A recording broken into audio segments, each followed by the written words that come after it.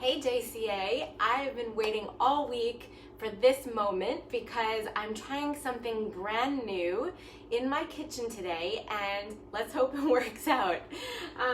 So let me show you. I hope you can see this new kitchen gadget that I got this week, and I don't know if you can see it so great. It's a little heavy and I don't want to ruin anything here, but it's an Instant Pot blender.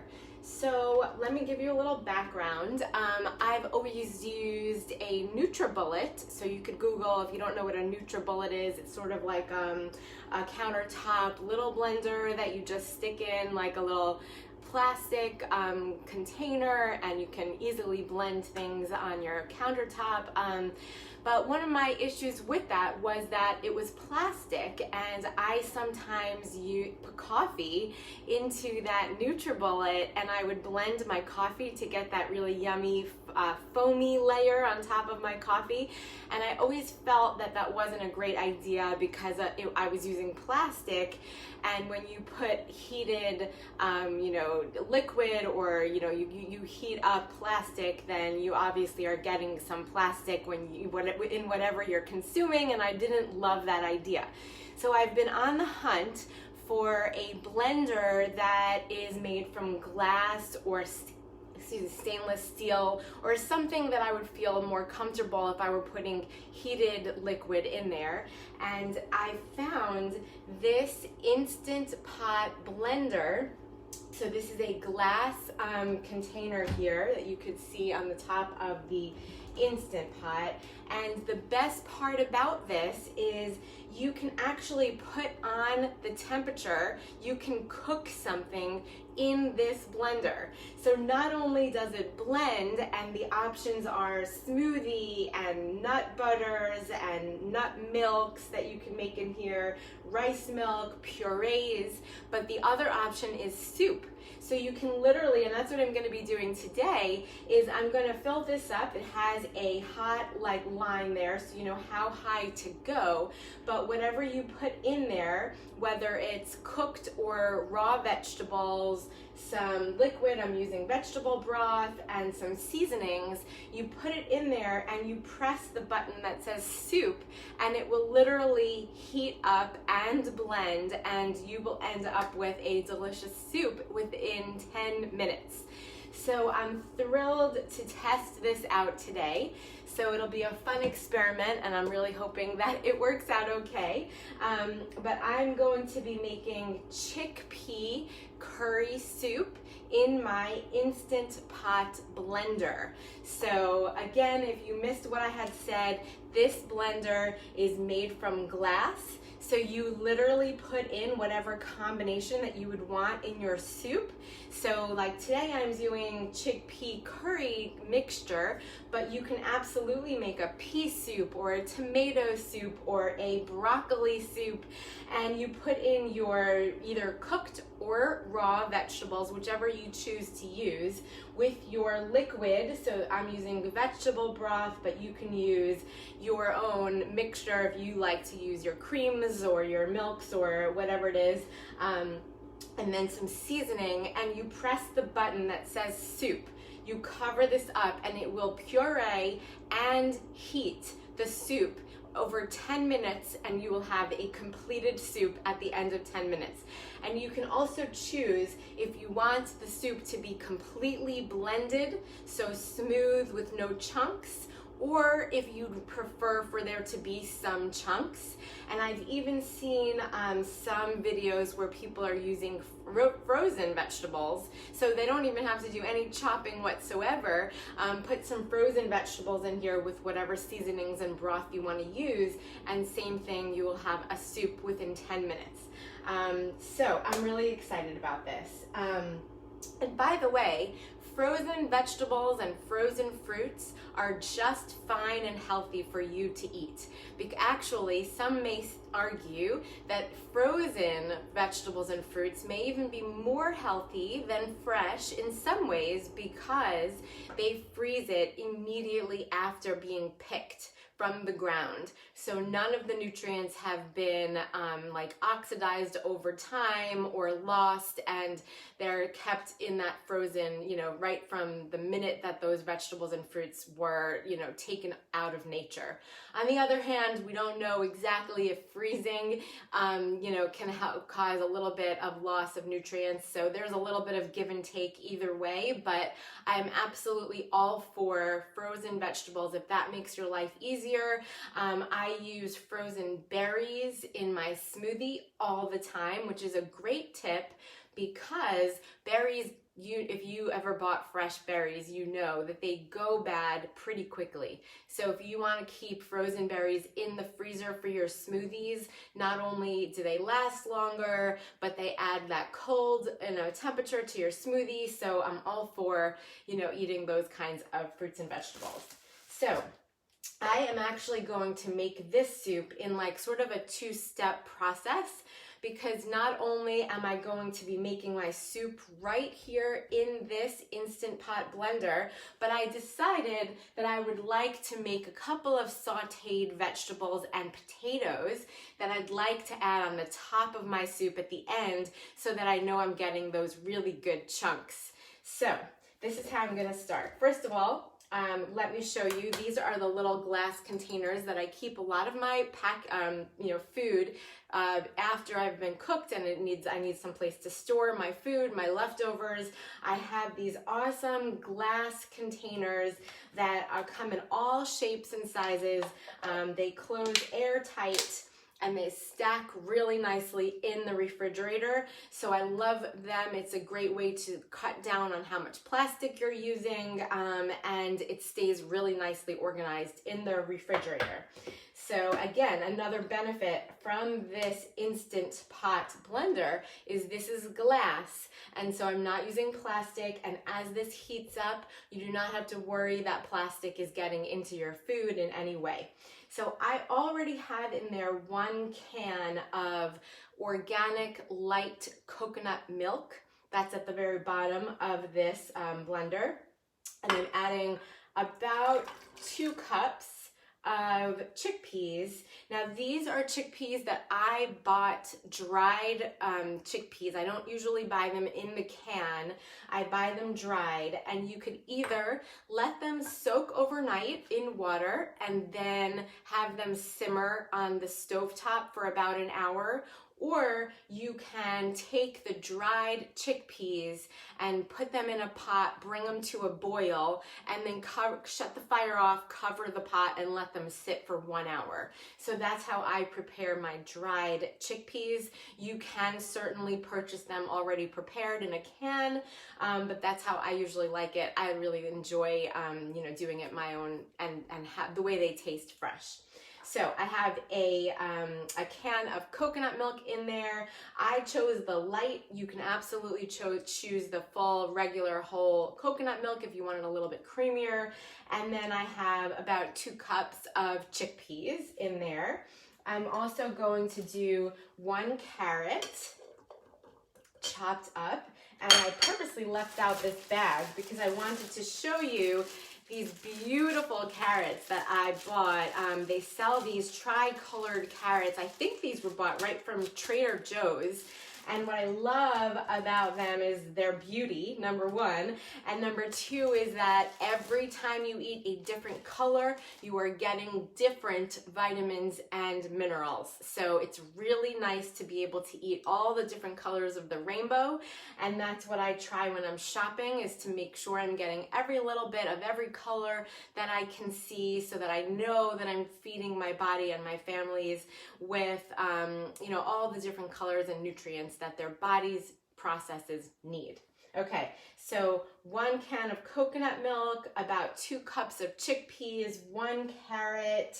I'm going to squeeze some lime in here. So I have probably ends up being about a tablespoon, maybe almost 2 tablespoons of lime juice.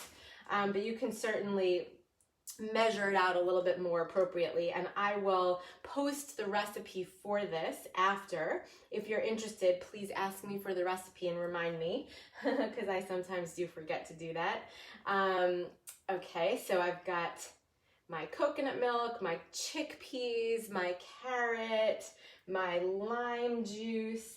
I have about 1.5 cups of vegetable broth. You can certainly purchase that already prepared at the supermarket, but I personally love to not waste the edges of my vegetables and really store them in the freezer. And anytime I have a whole bag of frozen edges of broccoli and asparagus and any other vegetables that I have that I didn't want to use, I have that frozen in the freezer, and I can just simmer that with some carrots and onions and garlic in water and make a super healthy vegetable broth on my own. So I do usually try to do that, although today I really didn't have the time and I just bought the one already prepared at the supermarket. Okay, so I am then going to add about a tablespoon of, and let me just grab a tablespoon. Here we go. A tablespoon of maple syrup, and I'm often asked what is a healthy sweeteners, because I do not like to use sugar. Sugar is a highly processed food. Table sugar is a highly processed food. It triggers insulin release, and when your insulin is triggered, that can slow down your metabolism. It can cause a little bit of inflammation. The less that I can trigger insulin, the better. It's okay to eat carbohydrates and foods that will turn to sugar in your body, as long as you're eating them in a rounded meal with protein and fat. But you're better off not eating carbohydrates on an empty stomach all by themselves, because that will trigger an insulin release. And I am always trying to reduce that insulin release as much as possible. So I choose maple syrup, honey, molasses, and dates are usually my go-to sweeteners. They are not processed. When you look at them in your home or in the store, you know that is the way they looked in nature. So those are very good benefits of the sweeteners that I just mentioned. Oh, and stevia extract is another good one for you. So they are not processed, and they actually have health benefits. They are antimicrobial. They do not trigger an insulin release the way that table sugar would. So highly recommend, instead of using sugar, maple syrup, honey, molasses, dates, and stevia extract. All of those have health benefits that table sugar does not. And these are not unprocessed, and they do not trigger that insulin release the same way that table sugar would. Okay, so getting back to my soup, I have my coconut milk, my chickpeas, a carrot, my vegetable broth, some lime juice, about 1.5 tablespoons of lime juice from a fresh lime.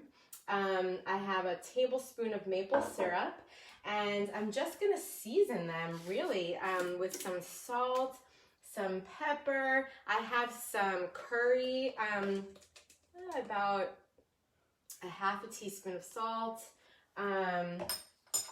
about the same amount of pepper. Let's see if I can do this quickly. Here we go. 1/2 teaspoon of pepper. And remember that I am going to be adding to this soup some vegetables that I'm going to stir fry on the stovetop.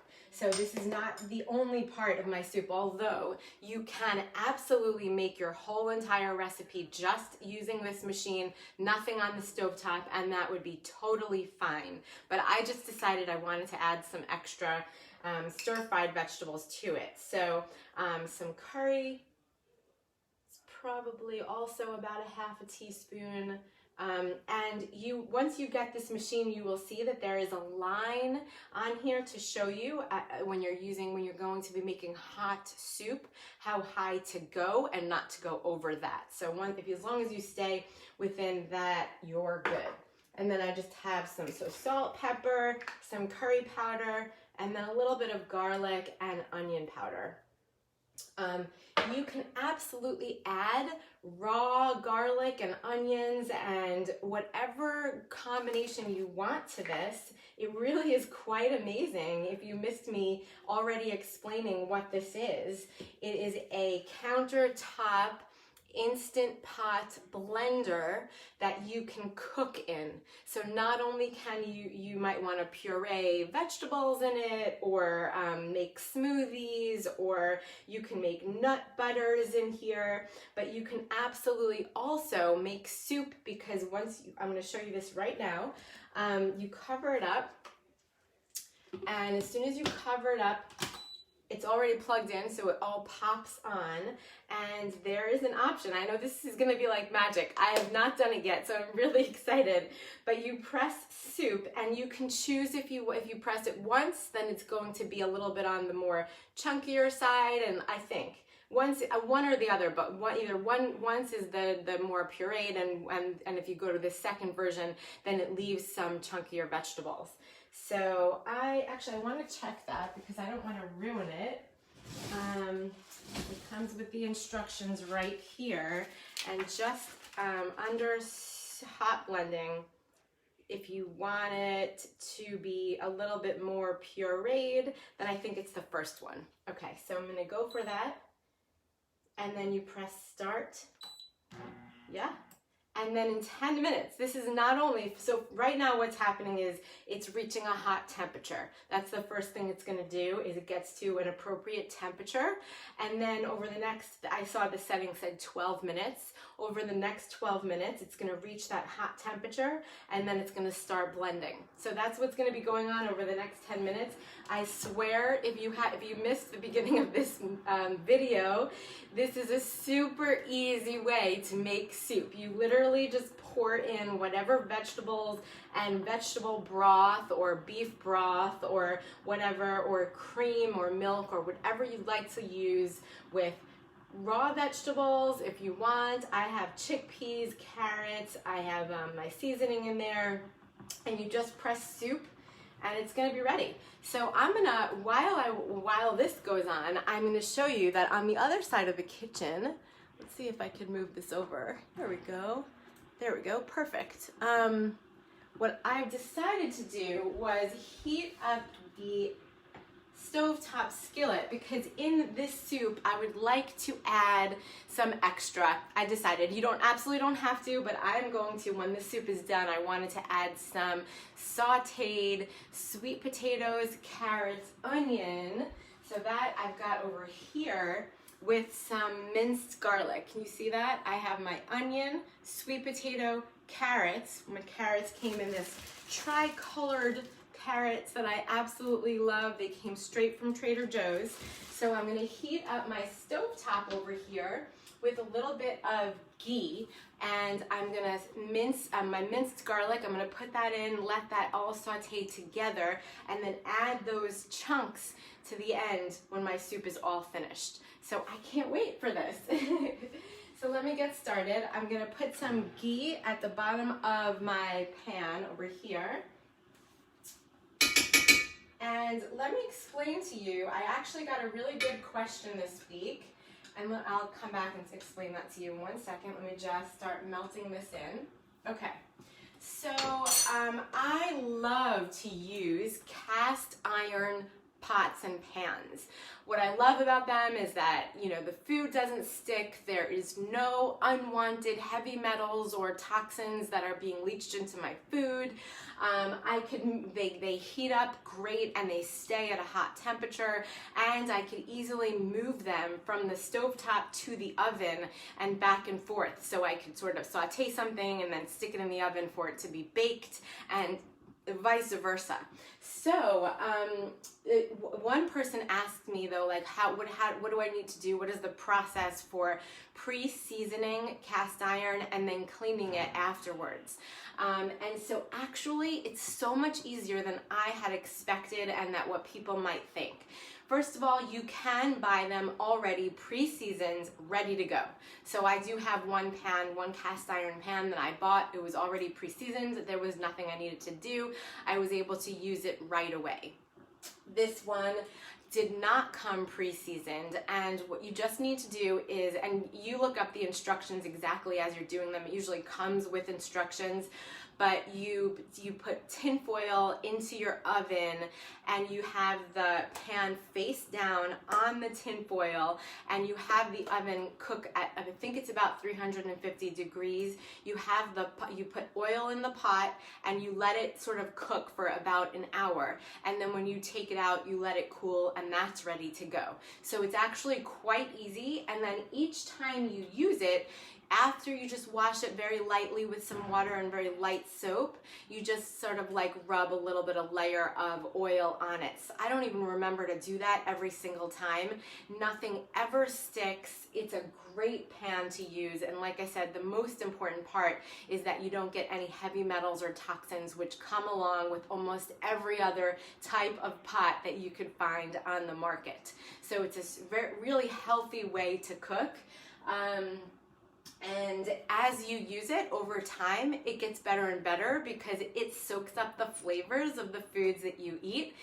And so every time you cook with it, it just has a better and better outcome in your food.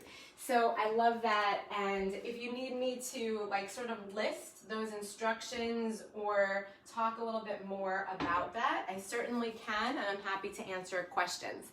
So let me explain again what's going on in my kitchen right now. I have this new kitchen gadget that is called Instant Pot Blender. I bought it because I used to use a plastic sort of countertop blender, but I like to put hot liquid in there sometimes, and I was not happy that I was putting hot liquid into plastic. So this is glass. And not only can it do all the normal things that a blender can do, like puree and, it makes nut butters and things like that, but it actually acts like an oven, and it heats up this combination that I put in here, and it will become soup within 10 or 12 minutes. So I have coconut milk, chickpeas, carrot, vegetable broth, and then my seasonings, some lime juice from fresh limes, seasoning, salt, pepper, garlic, onion, curry powder, and a little bit of maple syrup. What I'm going to do is on my stovetop, I'm heating up some ghee, which is what I use instead of butter. So ghee is especially healthy for you. It's actually healthier than butter. Number one, it has a higher smoke point, so it won't burn when I'm cooking with it on the stove.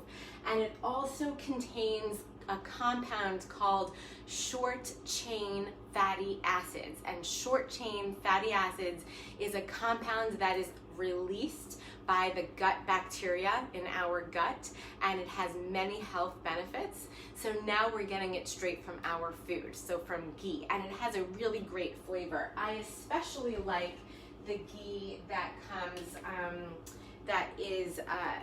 has Himalayan salt in it. If you ever search for ghee at the supermarket, it's sold in where they sell oils.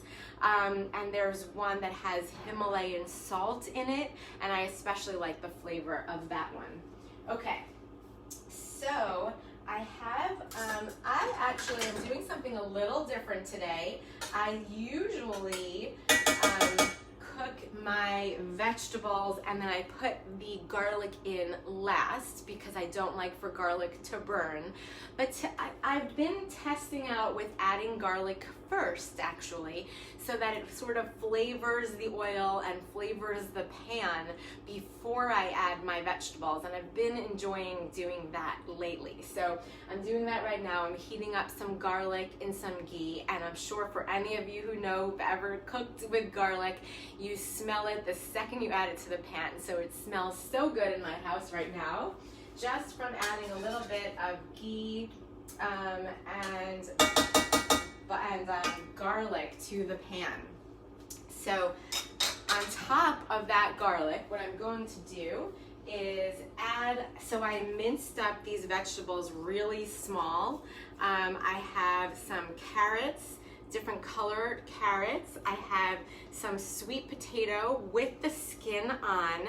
That is something I will repeat over and over, is that I don't get rid of the skins of any of my vegetables. I mean, obviously the ones that are inedible for sure, but like things like carrots or potatoes, apples, you know, keep the skin. Do not throw that away, eat it, because it is high in fiber and nutrients. There's no reason, as long as you clean them well, that you should be throwing away the skins of these fruits and vegetables. So I keep the skin on. I just diced them really small because in soup I want my pieces to be pretty small. I am going to, I think I'm just going to put it all in the pot all at the same time. Even though I usually do add potatoes first because they take the longest, I did cut them pretty small, so let's just experiment with that. So I hear my garlic sizzling away. I don't want to overcook that. So I'm going to add everything else to this pan. And gosh, it smells so good in this house already. The best part about me doing these videos on Sunday morning is that my house smells so good all day long, and we always can't wait to eat dinner because it's always something new and fresh and delicious. Okay, so another thing that I also use, so a couple of different things that I talked about today that are healthy and helpful for you to know about is, number one, ways to get rid of plastic in your kitchen. This is one of my newest ways, which is to purchase this blender slash oven, I guess, that goes right on my countertop. This is made of glass, and right now it is heating up and pureeing my soup, which should be ready in another 6 or 7 minutes. So you can make tomato soup or broccoli soup or pea soup, or please be creative. Not only does it heat the soup, it will also either, you can choose if you want it to be completely pureed or if you want the chunks to stay there. Another thing that I talked about is cutting back on your plastics in your house by using these types of containers. I have them in all shapes and sizes, and they are awesome. They close airtight. And they stack nicely in the refrigerator, so a great way to avoid using plastics is that. And then finally, my spatulas and my, everything I use for my cooking is either stainless steel or silicone. So silicone is another healthier version of ways to cook things, instruments to use, because there's no plastic and nothing from silicone gets leached into your food. And then I also talked about using a cast iron pan. That's another great way to ensure you're not getting any unwanted chemicals in your food, and it cooks food really, really well.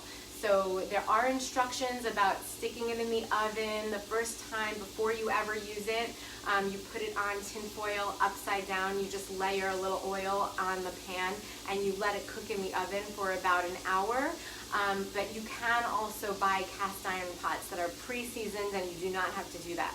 And then after using it each time, just wash it lightly the way you would wash any other pan, and you can add a layer of oil to it just to keep it sort of shiny and good and keep the material the way it's supposed to be. But I don't even remember to do that every time, and I'm telling you, this pan is the best. So I have sauteing my sweet potatoes, carrots, onions, garlic. Once that is done, I'm going to add a little bit of rice wine vinegar to that, and just my seasonings. So like salt, pepper, garlic, onion, and curry powder, because that's the exact seasonings that I used in the soup. And once the soup is done and those vegetables are all finished sauteing, I'm going to add those vegetables to my soup to have additional yummy, chunky flavor and food, things to chew on in my soup. Though you do not have to do that.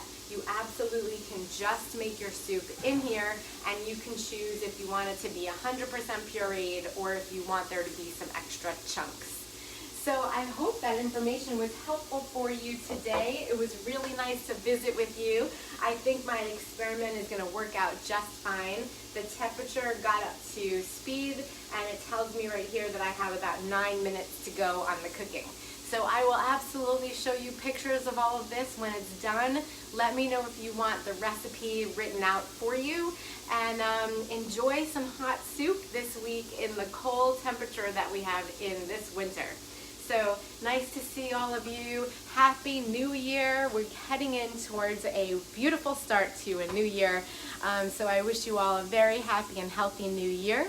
And I can't wait to engage and interact with you in the future. Have a nice day, everybody.